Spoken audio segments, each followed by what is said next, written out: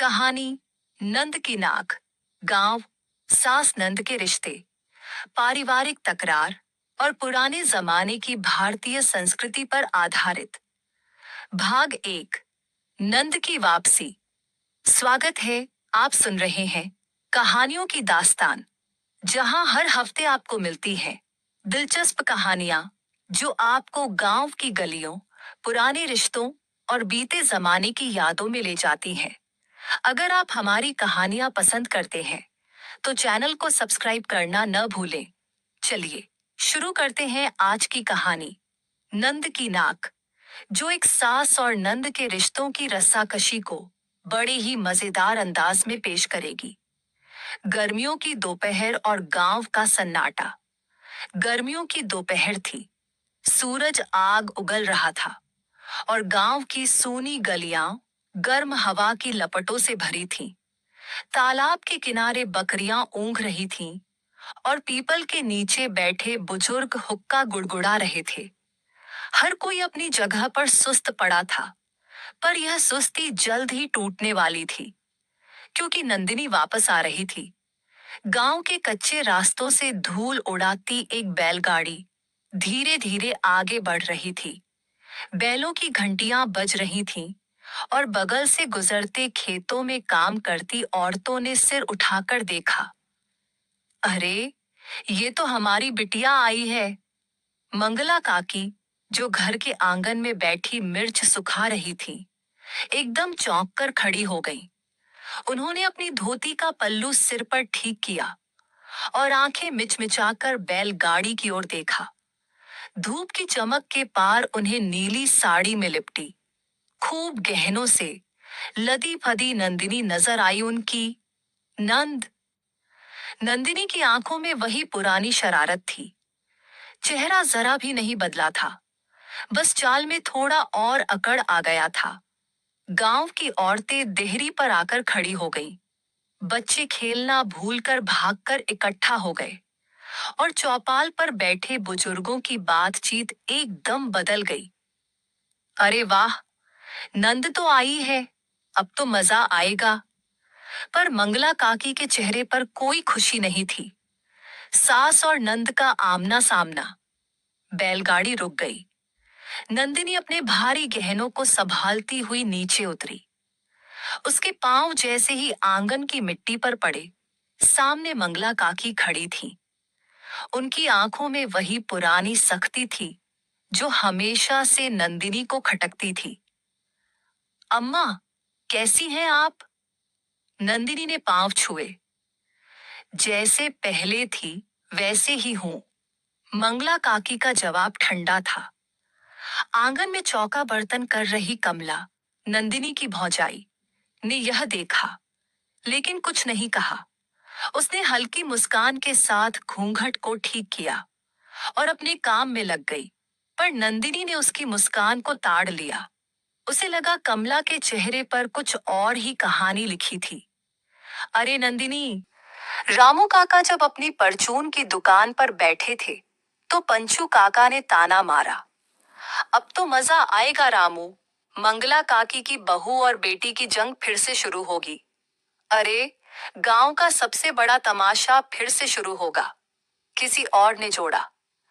रामू काका ने लंबी सांस ली, हुक्का खींचा और मुस्कुराकर बोले, देखो भैया, घर में नंद रहे या नाक रहे, झगड़ा तो होना ही है। रात का तूफान और पुरानी रंजिशें। रात का खाना सन्नाटे में गुजरा। मंगला काकी अपने पुराने बिस्तर पर लेटी थीं और उनकी आंखें छत को घूर रही थीं। क्यों आई है ये फिर? उन्होंने खुद से कहा। उधर नंदिनी अपनी पुरानी चारपाई पर लेटी थी और चांदनी रात में सोच रही थी, अम्मा अब भी नहीं बदली, हमेशा वही ताने, वही सख्ती। पर अब की बार नंदिनी झुकेगी नहीं, अब की बार कुछ अलग होगा। अगले भाग में सास और नंद के बीच पहला बड़ा टकराव होगा। और पहला टकराव। गांव की रातें दिन के मुकाबले कहीं ज्यादा शांत होती हैं, लेकिन उस रात हवाओं में कुछ हलचल थी। शायद ये तूफान आने से पहले की शांति थी। एक तूफान जो इस घर की पुरानी दीवारों में छिपी अनबन को फिर से उखाड़ फेंकने वाला था। सुबह की शुरुआत और पहला ताना। सुबह की पहली किरणों के साथ ही मंगला काकी आंगन में आकर बैठ गईं। उनके हाथ में लोहे की चलनी थी जिससे वह गेहूं फटक रही थीं। उनकी आंखें बार बार रसोई की ओर उठ जातीं, जहां नंदिनी और कमला कुछ खुसुर फुसुर कर रही थीं। क्यों री कमला, अब तो तेरी जेठानी आई है, तुझे काम में मदद मिल जाएगी, मंगला काकी ने तंज कसते हुए कहा।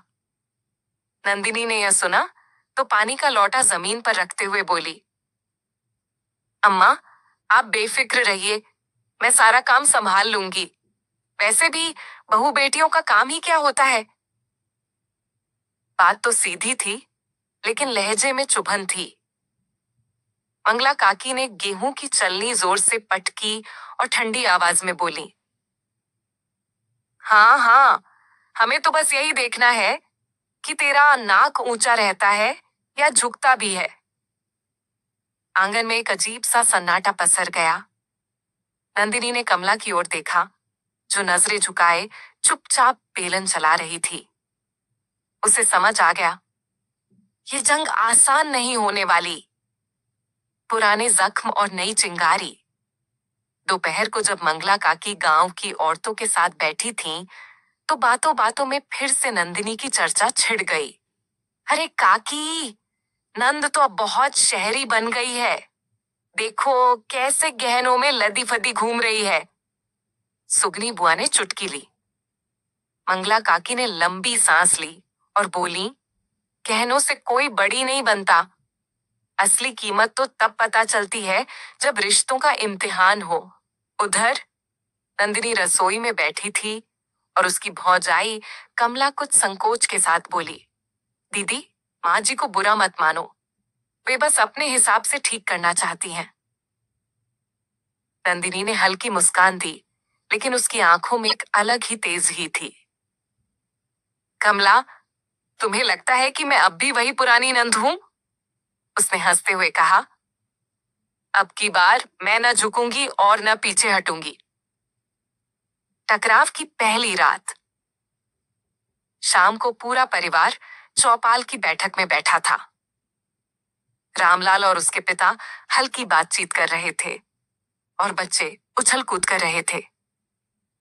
तभी मंगला काकी ने अचानक कहा, नंदिनी, सुबह जल्दी उठ जाना, घर की बड़ी बेटी हो, कुछ जिम्मेदारी निभाओ। नंदिनी ने बिना कोई भाव बदले जवाब दिया, अम्मा, जिम्मेदारी तो तब निभाएं जब हमें परिवार में अपने होने का एहसास कराया जाए।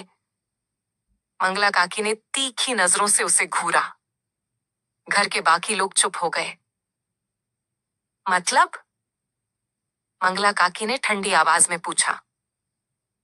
मतलब ये अम्मा, कि जब मैं इस घर में थी तब भी आपकी नजर में पराई थी, और जब ब्याह कर गई तो सच में पराई हो गई। अब अचानक आपको मेरी जरूरत कैसे महसूस होने लगी?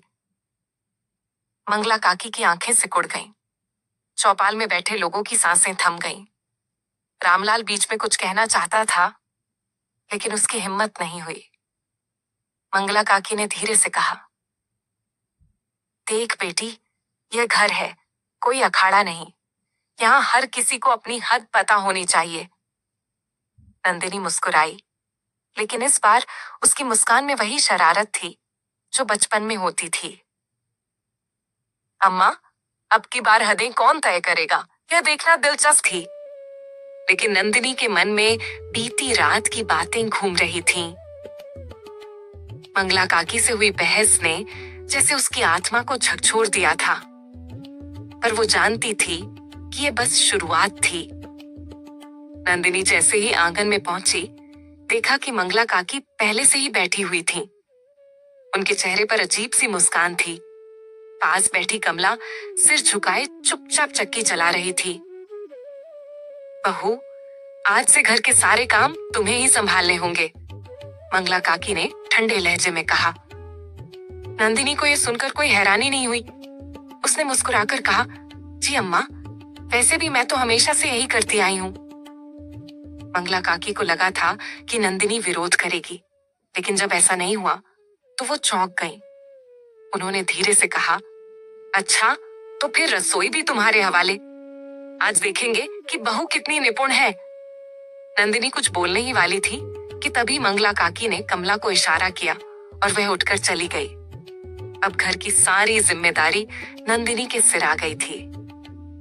नंदिनी ने कमर कस ली और रसोई में घुस गई। पर जैसे ही उसने चूल्हा जलाने की कोशिश की, उसे एहसास हुआ कि उपले गीले हैं। ये कैसे हो सकता है? उसने खुद से कहा। मंगला काकी दरवाजे पर खड़ी थीं, उनकी आंखों में शरारत साफ झलक रही थी। क्या हुआ बहू, आग नहीं जल रही? उन्होंने तंज कसते हुए कहा।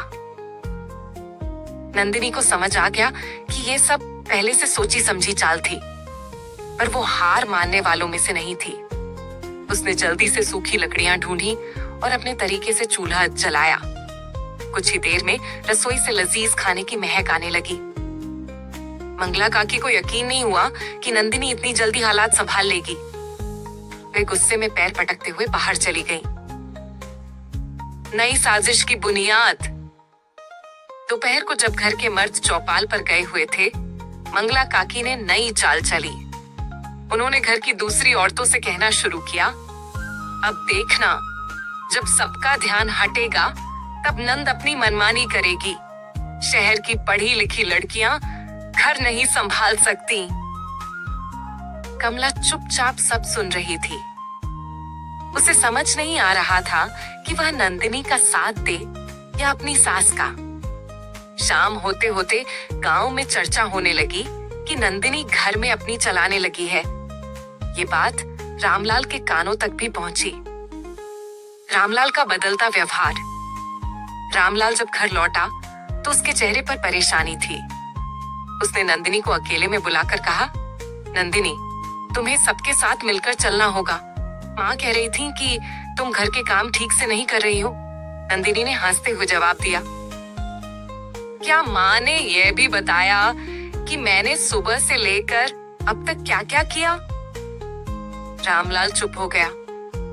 नंदिनी ने महसूस किया कि उसकी लड़ाई सिर्फ मंगला काकी से नहीं, बल्कि पूरे समाज की सोच से थी। अगले दिन सुबह जब नंदिनी गोबर के उपले लेने गई, तो अचानक उसका पैर फिसल गया और वह गोबर के ढेर में गिर पड़ी। जैसे ही उसने खुद को संभाला, मंगला काकी की हंसी की आवाज आई, देखो देखो, हमारी बहू तो खेतों में काम करने वाली औरतों जैसी बन गई। गांव की औरतें भी ठहाके लगाने लगी। नंदिनी के अंदर गुस्से की ज्वाला जल उठी। उसने खुद को साफ किया, सीधी खड़ी हुई और मंगला काकी की आंखों में देखते हुए कहा, अम्मा, गिरना बुरा नहीं होता, लेकिन जो गिराने की कोशिश करता है उसे एक दिन खुद गिरना पड़ता है। सन्नाटा छा गया। अब ये साफ था कि नंदिनी झुकने वाली नहीं थी। सुबह की हलचल शुरू हो चुकी थी। पक्षियों की चहचहाहट, दूर खेतों में हल जोतने की आवाज और कुएं से पानी भरती औरतों की बातें, सब कुछ रोज की तरह ही था। मगर मंगला काकी के घर के अंदर एक अलग ही हलचल मची थी। नंदिनी जब आंगन में आई तो देखा कि मंगला काकी और घर के बाकी लोग पहले से ही वहां बैठे थे। रामलाल और कमला भी चुपचाप खड़े थे। मंगला काकी ने कड़कती आवाज में कहा, आज से इस घर में एक नया नियम होगा। नंदिनी ने भौहें चढ़ाई। कैसा नियम अम्मा? जो इस घर में रहेगा उसे इस घर के रीति रिवाज मानने होंगे। बहुएं अपने बड़ों का सम्मान करेंगी और उनकी कही बात को मानेंगी। नंदिनी हंस दी, मगर उसकी आंखों में वही चिंगारी थी। और अगर कोई नियम ना माने तो? मंगला काकी ने एक पल के लिए नंदिनी की आंखों में देखा और फिर कहा, तो उसे इस घर में रहने का हक नहीं। आंगन में एक अजीब सी खामोशी छा गई। रामलाल ने अपनी माँ की तरफ देखा, फिर नंदिनी की ओर। वह कुछ कहना चाहता था, मगर कुछ कह नहीं पाया। चुनौती या विद्रोह? नंदिनी ने धीरे से कहा। अम्मा, क्या घर सिर्फ नियमों से चलता है? अगर मैं इन नियमों को नहीं मानूं, तो क्या मेरा अपना घर मुझसे छिन जाएगा? मंगला काकी ने ठंडी आवाज में कहा, बेटी, घर अपनों से चलता है, मगर जब अपने ही घर की जड़ें हिलाने लगे तो उन्हें रोका जाता है। कमला, जो अब तक चुप थी, धीरे से बोली, दीदी, क्यों ना हम सब मिलकर कोई बीच का रास्ता निकाले? नंदिनी ने उसकी ओर देखा और फिर कहा, बीच का रास्ता सिर्फ तब तक ठीक लगता है जब तक किसी का आत्मसम्मान दांव पर ना लगा हो। आखिरी फैसला, रामलाल ने हिम्मत जुटाकर कहा। माँ, नंदिनी को जाने की जरूरत नहीं, हम सब मिलकर इस घर को संभाल सकते हैं। मंगला काकी ने उसे घूरा। अगर तुझे अपनी बीवी का ही साथ देना है तो तू भी जा सकता है। रामलाल हतप्रभ था। उसने नंदिनी की ओर देखा, फिर माँ की ओर। अब फैसला उसे करना था। क्या रामलाल अपनी माँ के पक्ष में खड़ा होगा या नंदिनी के आत्मसम्मान की रक्षा करेगा? अगले भाग में नंदिनी का बड़ा फैसला और घर का भविष्य। क्या होगा आगे? जानने के लिए अगले भाग के घर के नियम बदलने की कोशिश की। गांव में सुबह की हलचल शुरू हो चुकी थी। आंगन में बैठी औरतें अनाज बीन रही थीं, बच्चे खेल रहे थे और रसोई से मसालों की खुशबू उठ रही थी। मगर इस सब के बीच घर का माहौल अब भी भारी था। मंगला काकी और नंदिनी के बीच का टकराव अब पूरे परिवार के लिए चर्चा का विषय बन चुका था। बदलते वक्त की आहट। नंदिनी सुबह जल्दी उठी और कुएं से पानी भरने चली गई। यह काम आमतौर पर घर की पुरानी औरतें करती थीं, लेकिन आज नंदिनी ने खुद आगे बढ़कर यह जिम्मेदारी उठाई। कमला ने यह देखा तो वह चौंक गई। अरे बहू, तू कब से यह सब करने लगी? कमला ने हंसते हुए कहा। नंदिनी ने मुस्कुराते हुए जवाब दिया, जब से यह एहसास हुआ कि घर के काम बांटने से किसी की इज्जत कम नहीं होती। कमला को नंदिनी की यह बात समझ नहीं आई, लेकिन उसने सिर हिलाकर हामी भर दी। जब नंदिनी ने नियम बदले, आंगन में नंदिनी ने झाड़ू लगाई, फिर रसोई में जाकर चूल्हा जलाया। यह देखकर मंगला काकी के चेहरे पर व्यंग्यात्मक मुस्कान आ गई। क्या बात है बहू, आज तो बड़ी सेवा कर रही हो। मंगला काकी ने तंज कसा। नंदिनी ने उनकी ओर देखते हुए कहा, हाँ अम्मा, मैंने सोचा कि घर के कुछ नियम बदलने चाहिए। कैसे नियम? मंगला काकी ने भौहें चढ़ाई। जैसे कि घर के काम सब मिलकर करें, सिर्फ बहुएं नहीं, पुरुष भी हाथ बौंटाएं, ताकि किसी पर ज्यादा बोझ न पड़े। यह सुनकर घर के मर्द चौंक गए। रामलाल और बड़े भैया चुपचाप बैठे रहे, लेकिन चाचा ने ठहाका लगाकर कहा, अरे वाह, अब हम चूल्हा भी फूंकेंगे क्या?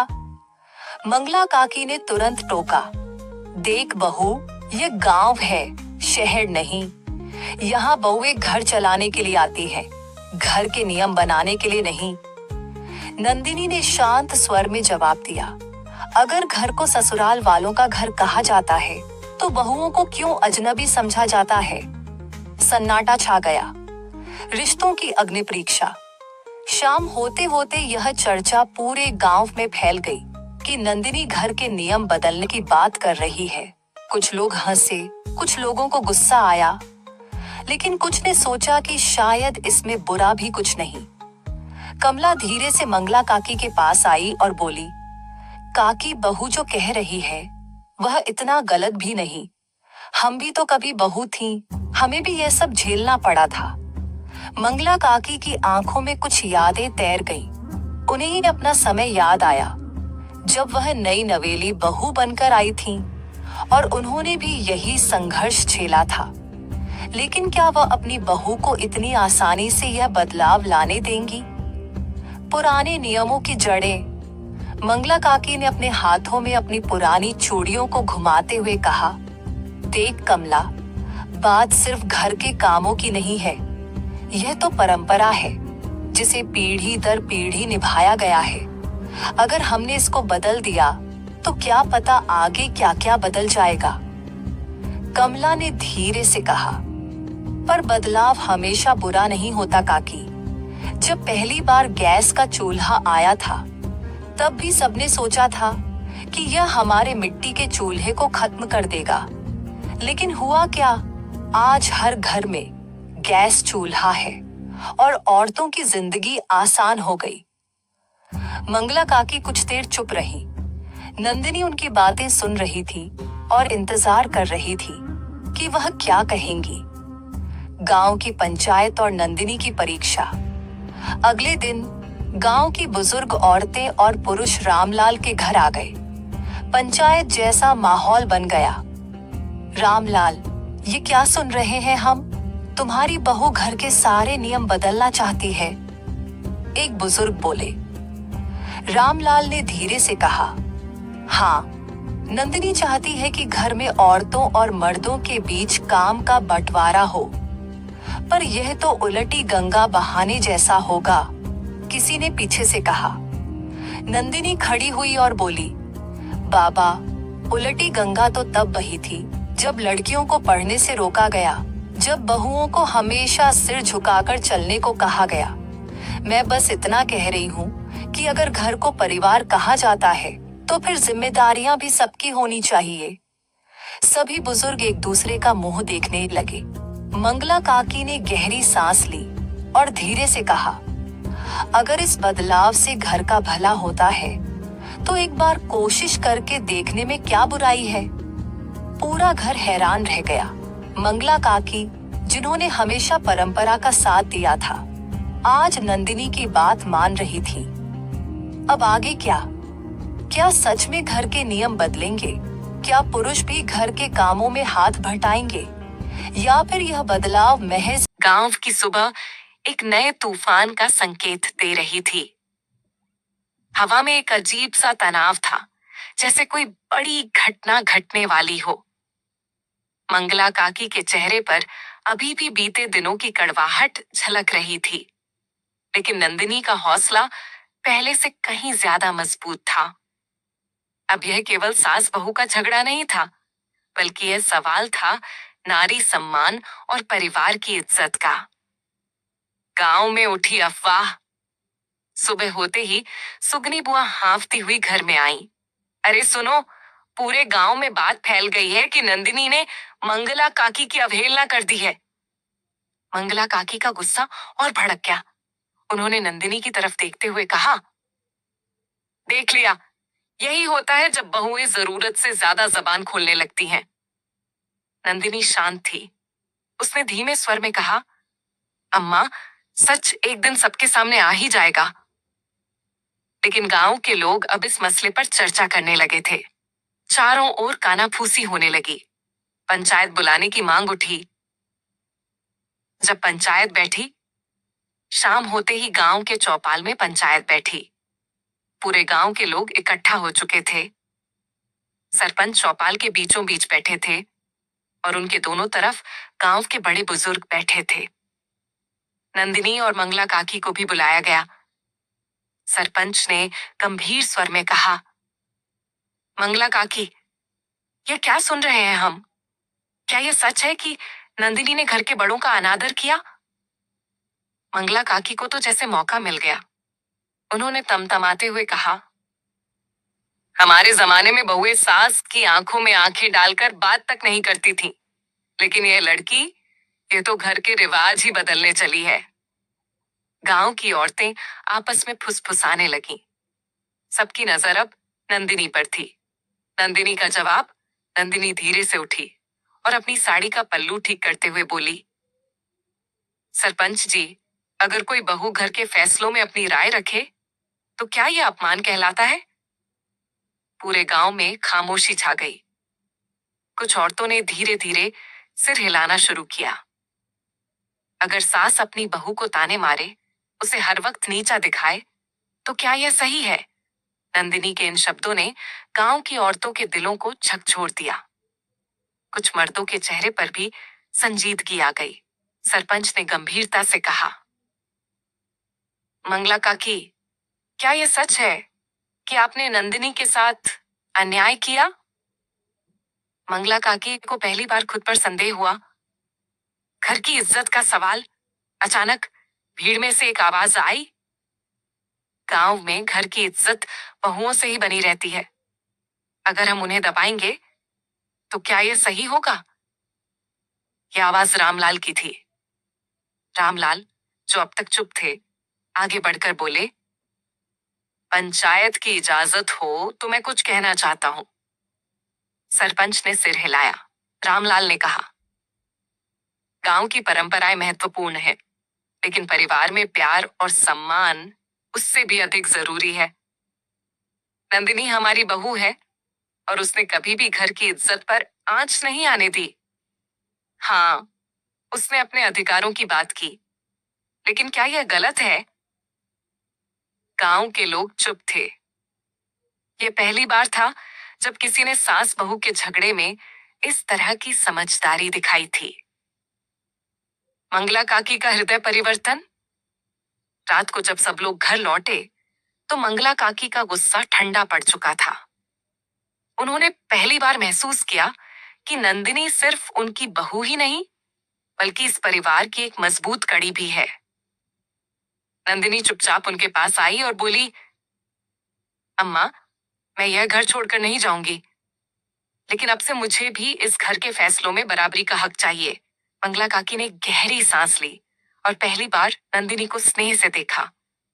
उनकी आंखों में अब गुस्से की जगह कुछ और था, एक अनकहा सम्मान।